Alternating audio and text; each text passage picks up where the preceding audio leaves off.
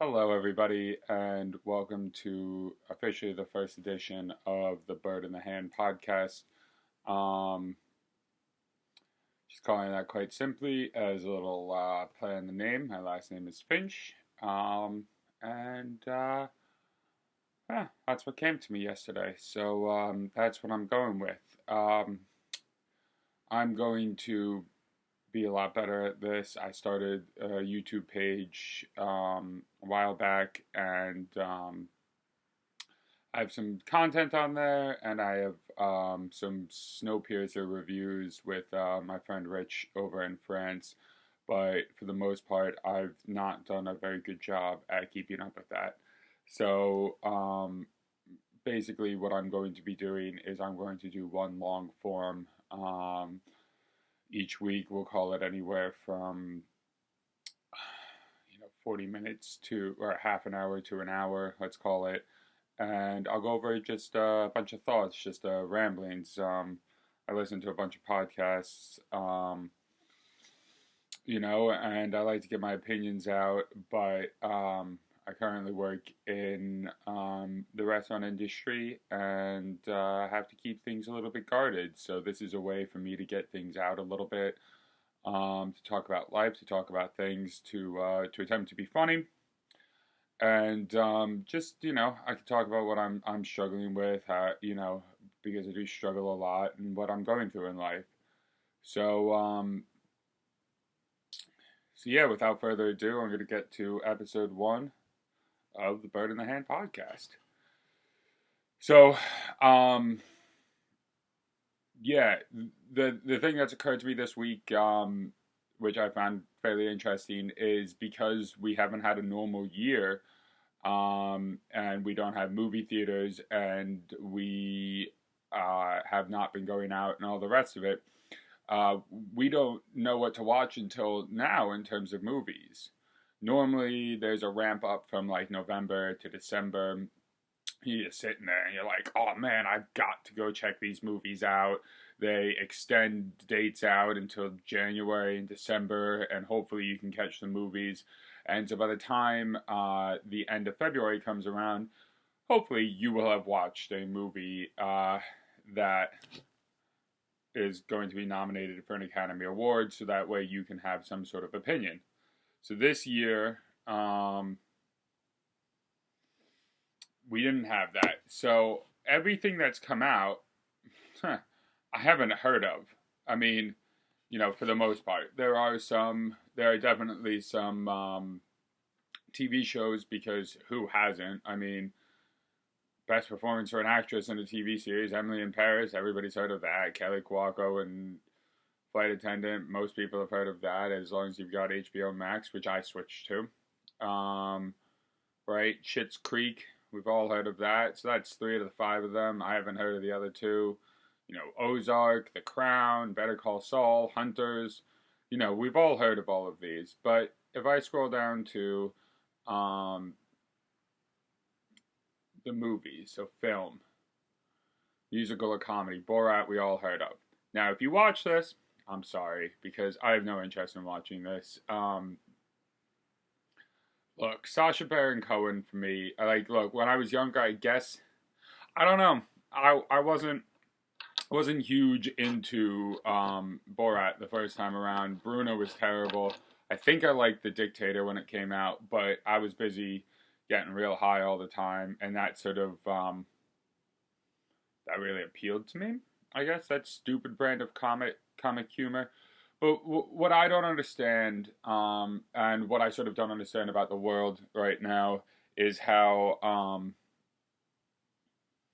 somebody like Sacha Baron Cohen can go around and basically interrogate these people and instigate these people, and just make their lives miserable in order to release a film that he thinks is funny.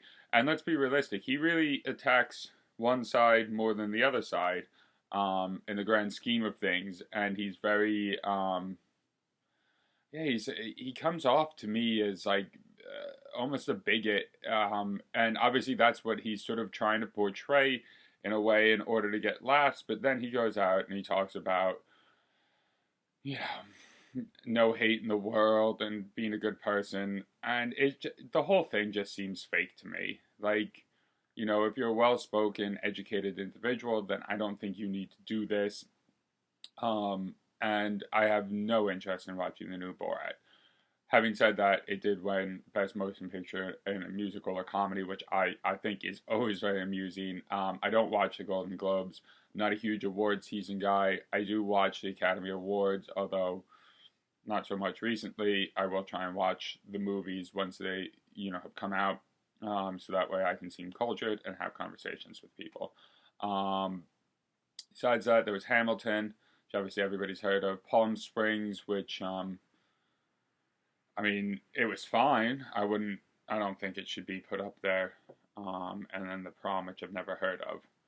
All right, now for Best Motion Picture Drama, now these are the ones that will probably or supposedly get carried over into the Academy Awards. We have The Father, never heard of it. Mank, never heard of it. Nomadland, the winner, definitely never heard of it.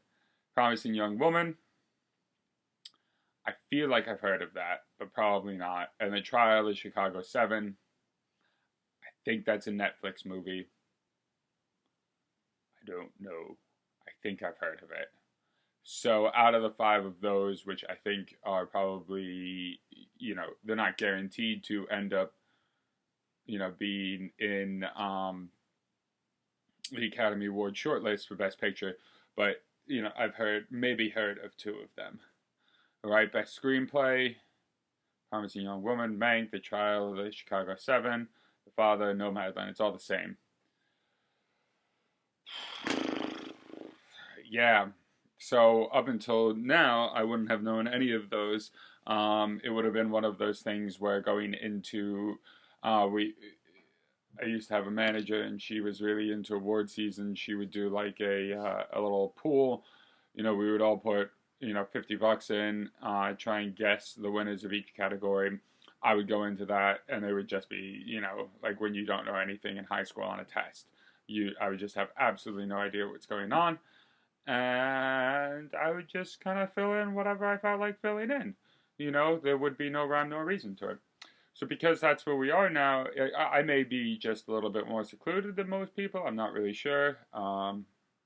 Located here in New York, and if you listen to people in New York and California, where it's sort of the worst in terms of things, California much more than New York, but yeah, definitely feel secluded here. And just in general, I live a fairly secluded lifestyle. Anyways, I don't really, I've been sober for the better part of the year, although it was just my birthday, and I did just drink a little bit too much on Saturday night, and that's just put me right back onto sobriety for a little while. And when I say a little while, I have no issues with drinking. I just prefer the sober lifestyle. Training for an Ironman, and this way wake up with a clear head. So yeah, so my thought is about award shows is that it's just a little bit, it just lets us know what we have to do this year or what we're supposed to do. And I guess this is probably always a little bit true, that you don't really know what to watch until that comes out, and then you're told what to watch, and going into it, into award season, you kind of you think there are certain movies that are going to be nominated that aren't, just based off of the hype around them, and so on and so forth. And every once in a while you get something stupid like Avatar, where you're just like, there's no way that this should win, but it's such a popular movie and such a visual thing, and then it gets beaten out by The Hurt Locker, and nobody will remember that movie in the future. But it was very popular at the time. It's so funny how it works. The most popular movies of all time, the best movies, are not the best movies. It's always struck me as a little bit weird that you can go into this and be like, all right, so everybody loved this movie, and with everything in life, the majority, like, you don't vote on a president and have some guy get, 10% of the votes, and everybody go, well, he is actually really, and some arbitrary thing go, well, he is really the best candidate, so he is won. But that's exactly what the Oscars is, and what the Golden Globes are, and what everything else is. It's not the best the top selling, which to me is the best movie, but rather what a small group of people think is the best movie. Sorry about that. I shall unmute my phone. So moving on. I know we've all had a tough year. I don't want to harp on the pandemic. I'm going to try and get away from that a lot on here and just talk about things in general. But obviously, we've all had a bit of a difficult year, myself included. Although it's been a sort of eye-opening year for me because, as I mentioned before, I am training for an Ironman triathlon. I'm doing this with absolutely no real resources. I watched some stuff online, and I definitely have looked up some things. But for the most part, like most things in my life, I just kind of go full bore and hope that whatever paint I throw at the wall will stick. Yeah, so I've had a lot of free time because instead of working a 9 a.m. till midnight type of job, I'm now working a noon until about 10 p.m. job. So that opens up a lot of time in my day and my week. I also get 2 consecutive days off in a week, Mondays and Tuesdays. And so that has really allowed me to spend a lot of time, 60, 70, 80 hours a month, running, biking, swimming, all the rest of that. And that has been, great for me. However, since the beginning of the year, I really felt a dip in my dedication and my ability to really, stick with things. So, I don't know what works best for people, and I don't know how things work best for people. I've got sorry for the lights, got a big calendar over there. I'm not one for planning things out. I kind of go off rip and do the best that I can. And I think that's a problem with a lot of people, my age. I just turned 30 and younger, is that we don't plan the way that our parents did. Our parents are, I remember sitting down younger on Sunday nights and going over our schedule for the week and, that sort of stuff. And it's just like, all right, so the cleaners are coming on Tuesdays. Let's make sure your room is clean tonight on Sunday and I keep it clean on Monday. Never really understood that. We clean for the cleaners. But if you're from an upper middle class or a rich white family, you'll understand what cleaning for the cleaners means. So that's my target audience right now, I guess. Right? So we used to have to do that, and then we'd go over like our sports schedules and all the rest of it, and we'd write it down. And in fact, I even have one of those planners right here, and I've written nothing in it so far this year. At some point, I'll come around to it. I promise. I always sit down and tell myself I'm going to do that, but I never do. Also, I'm just bad at planning in general. My first podcast with my friend Rich, the Snowpiercer recap, he came in. He was like, so I've written down some notes. And I was like, oh, okay. So I watched the show, and that's really it. And so since then, I've been dedicated and I write notes. I got, I went to Paris when I was younger. And I was an au pair, didn't really have a plan. I just went there, ended up in the restaurant business, didn't have a money plan, didn't have any plan, ended up homeless, slept a couple of nights outside, sort of slept on people's couches. I was breaking into an apartment for a while and sleeping there. Probably for the better part of about 5 months, I was breaking into an apartment and sleeping there. And I got caught doing that. I had to pack up all my stuff and get out of there. At which point I moved in with somebody. And yeah. So anyways. Wow. Did I get off on a tangent? Back to dedication. I should dedicate myself to not getting on tangents. So I really dipped in my ability to, just push through things. It's a tough thing to be dedicated to Ironman. I shouldn't say we, but as human beings, it's very easy to let the mental part of things get on top of the physical side of things. So like, you're feeling a little tired, then you just let that take over, and then you're feeling really tired, and then you can just come home and go to sleep. it's like, ah, man, like I just want to sleep and stay in bed this morning instead of waking up, and I'll turn the alarm back 1 more hour. And, that's kind of what ended up happening at the end of January and then through most of February. And what I did in January and February is a lot still. It was a 59-hour month and a 56-hour month in terms of total workouts. Most people will think would find that a little bit crazy. I've run a combined almost 300 miles this month or this year. Um, but for me and what I'm trying to accomplish, it just wasn't really there, and I wasn't really feeling it. So I sort of gave myself this weekend, my birthday weekend. I drank way too much on Saturday night, which is fine. Sunday was tough to get through. Had a couple more beers just to finish off the weekend, and woke up yesterday and I was like, this is, I had sort of said to myself, like, March, March, March, you're going to do it in March. And I woke up yesterday and I was really feeling the effects of the weekend. And I sort of jogged on my treadmill for a while. I had to go down to work and do some inventory end of the month stuff.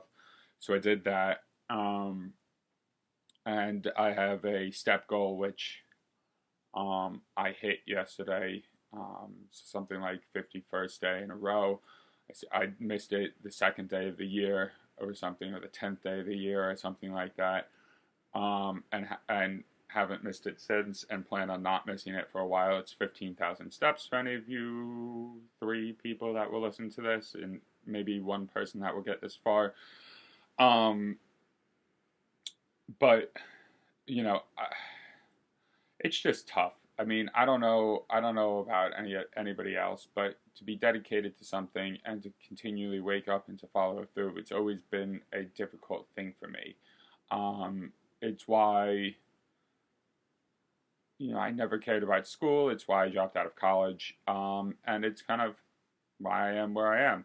So now I work really hard at work, and that's only because I'm very competitive. And then when I'm outside of work, I'm not so competitive because it's just me. So yeah, I don't know if anybody has tips about dedication or whatever else. I'd love to know. But I really have been going through it on that, and that leads me to my next thing, which is I've been going through the feels this year. I'm not somebody that's ever just been like level, throughout, or just happy. I'm definitely not a happy person. You can ask anybody that knows me. That's not who I am.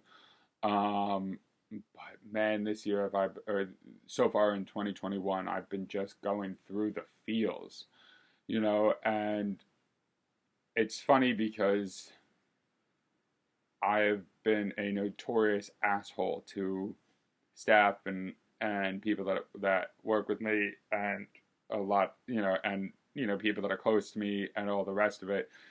And this year, all of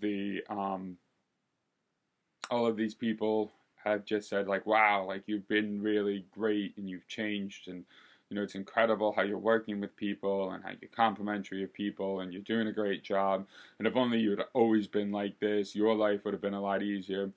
But yet at the same time, I'm just like, I really don't like life right now. I'm not a suicidal person, never have been. I've just been somebody that goes through these massive highs and these massive lows, and I'm getting better at pulling myself out of the lows, and I'm really good at depending on myself for it, because I don't really have anybody else to depend on. But it's so hard to stave it off. You just kind of get into it and you just kind of stick there. And you kind of think that you're getting through it, and then one little thing just kind of has me like, fuck today. Like, I don't want to continue going on today. I just want to go home, curl up in bed, and go to sleep. Yeah, and as a guy, like, I just feel like there's not much that we can show of our emotions. So I had this conversation with somebody recently, like, guys, like, we like to have exterior things control our emotions. So like music, like we can attach something to a song, and then we get sad when that song comes on. And that allows us to cry, or we can watch a movie. And I know, guys, like we have go-to movies. You watch the movie and you just let it out. You're like, oh man, like for me it was a Walk to Remember. Fine if you want to make fun of me. I watched that movie 6 or 7 times while very depressed and just fucking let it out because in regular life you just feel like, oh, I've got to be a man. I can't cry. But I know this younger generation says that's toxic masculinity. You can do whatever you want, but fuck that. Like, we feel how we feel. It's fine. Like, let's just be tough on the outside. I'll get angry, and that's the other thing. Like, if you've met me angry, that's probably because I'm upset, depressed, whatever. It's not because I'm angry. I just let everything get to me, and that's just where it gets to. But yeah, you can watch a movie and you can really let it out during the movie, and it's clarity. There's a lot of clarity. So I understand women. I understand why you cry. I understand why you let your feelings out and why you let your emotions out. But like, we're just not programmed the same way, so we don't do that. And then we do that, and then we're like, oh man, I understand it. I get it. It makes a lot of sense. Like, if I just cried more often, then things would be good. Or if I just did this more often, then things would be good. But guess what? We are stubborn and we are stupid. That's why we are fucking men, and that's why the two of us, men and women, don't fully see eye to eye on things. It's just one of those crazy things where women are in tune with their emotions and men are not in tune with their emotions, and we need exterior things in order to help us do that. So yeah, I mean, that's what I have to say about that. I've been going through it. The upturn in weather, the disappearing of the snow is really helping. I've been determined to walk into work every day just to be outside for a little while. It's why I started running, because I wanted to get outside more. I still bitch out during the winter. I have a treadmill now, so I kind of use that. But yeah, you know, it's been a tough year, and I'm really trying to make it through. I just can't wait until we can just go back to a little normality. Also, I think it's not just women that feel this way, but I feel almost like my biological. Like, I'm 30 now. Like, I don't buy too much into numbers and ages and stuff like that. But like, my last relationship was like 5 years ago. And now that I don't drink, it's tough.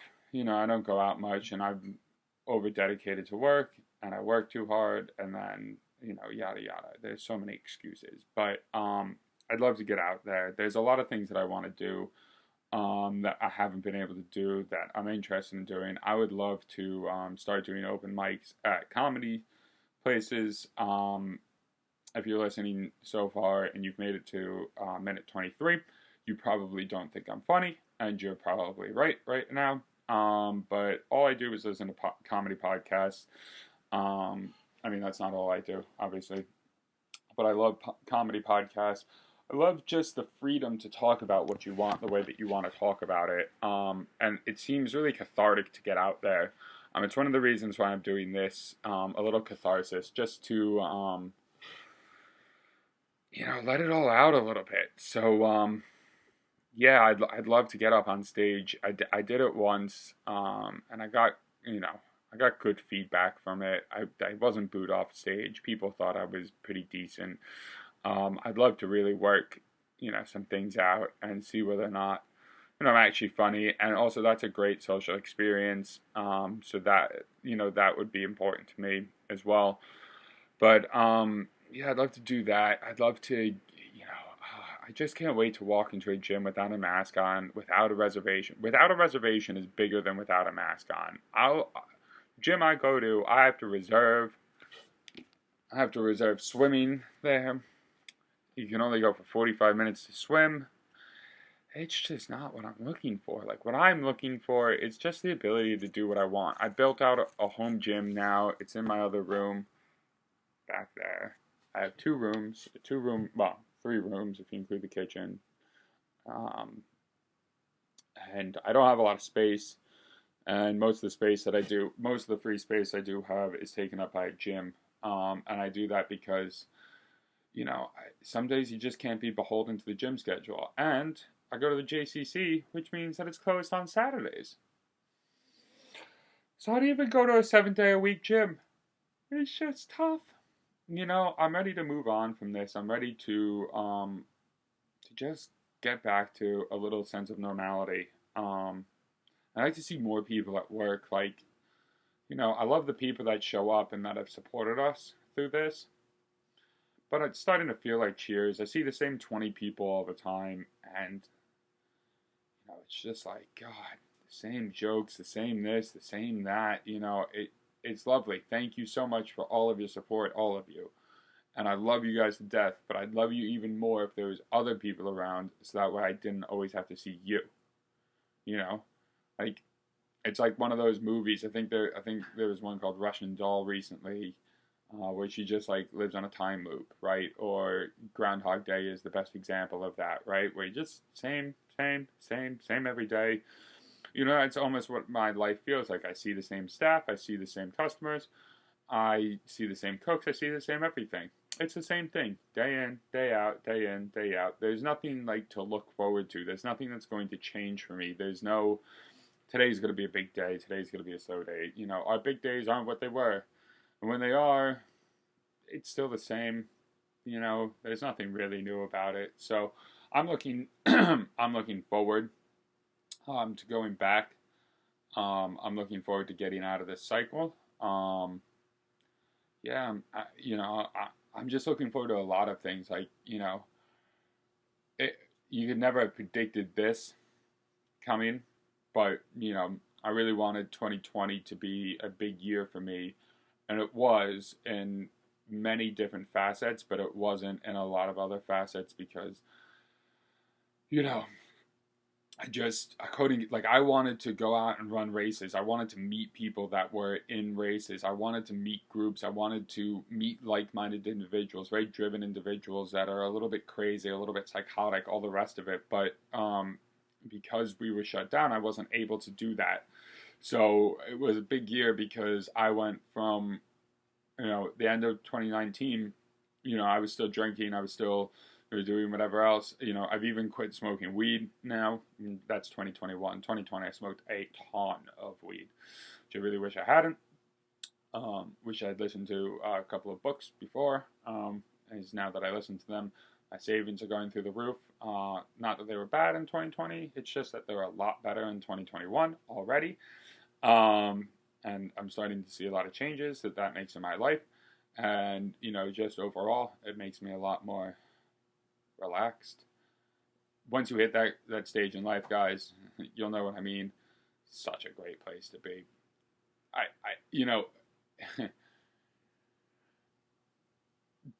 I've been telling my parents about, parents, especially Jewish parents. My dad's not Jewish, but my mom is, and they worry. They definitely worry a lot. And for somebody that ended up homeless in Paris, they definitely worry about me and my finances. And I've been lucky that, for the last 3 or 4 years, I've been able to save decently. Nothing great, but put enough away that I feel comfortable. Yeah, there's a difference between what I was doing then and what I'm doing this year. I'm just squirreling away money, just putting it away hand over fist. I don't really spend money on anything in my personal life currently because there's not much to do. And I just wish I had taken advantage of that last year. If I was in the market like I am now last year and I'd started, right in March, man, I would have gone out for a bigger apartment. There would be a lot of problems that I could have solved a lot more easily. I would have been very, very happy and very well on my way. Having said that, getting into the market now, it's not a horrible time to, I don't think. I'm not an expert, but things still have a way to go to get back to where they were. So I feel fairly confident in the economy that it will get back to where it was, or that the markets will get back to where they were. And if I read that right, then what that means is that the money that I currently have, and if it goes back to its regular levels, or if the stocks or the market goes back to its level that it was in March or whatever, February when it all started going downhill, that will still be a very good return. I did miss out on a full year of the market going up after a fucking massive crash. Um, Crash, whatever, just, 1 month of like everybody going crazy as the world shut down. So I missed out on that. And man, I wish I had just taken full advantage of that because I would be in such a great situation right now. Um, but as is, it's fine. I'm putting away a ton of money. I'm enjoying that. And once you get to that stage, where you're watching everything, and you're putting away the money, you're watching it make money and all the rest of it. And it's like, like I understand it now. It's such a load off your mind. And it's, you just kind of feel your shoulders relax a little bit. And you can, just go about your day to day life knowing like things are fine. Things are fine. And I'm so happy that that's the case for me right now, and that I'm not, worried every day of one thing or the other thing, and I can just go about my day as per normal, and that money isn't anything. All right, so that's my first episode. I'm gonna wrap it up. It was a bit of a heavy one. I'm gonna try and lighten these things up. I'm going to. I put some topics down yesterday. If you guys saw me looking over there, that's where I had my topics down. I'm going to think of some funnier topics. I'm going to try and make life a little bit more enjoyable on these things. And definitely my short form, the 5-minute clips or 10-minute clips or whatever it is that I'm going to put up. I promise that those will be a little bit more lighthearted for the most part. I'll definitely get into some sports at some point because I'm a sports freak and I love all of my teams fairly equally. Although most of them let me down on a quite frequent basis. But yeah, I promise that I will evolve and I will work on this. But this is episode 1 of Bird in the Hand. I hope you guys have all enjoyed. Hit your like, hit the subscribe button for the one person or two people that watch this. And yeah, look forward to my content throughout the week. Thanks, guys. Bye-bye.